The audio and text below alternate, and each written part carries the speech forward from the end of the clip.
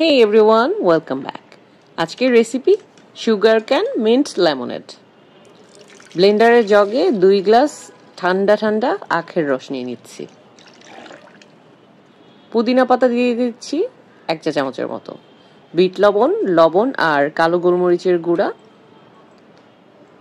লেবুর রস 2 চা চামচের মতো। ভালো করে ব্লেন্ড করে নিব।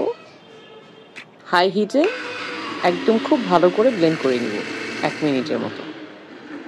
ব্লেন্ড করা হয়ে গেলে গ্লাসের মধ্যে ঢেলে দিয়ে সার্ভ করে দিব। আর যেহেতু এই আখের রসটা ঠান্ডাই ছিল, সেজন্য আমি আর এখানে বরফ ইউজ করিনি। আপনারা একটু বেশি ঠান্ডা খেতে চাইলে এখানে বরফ ইউজ করতে পারেন।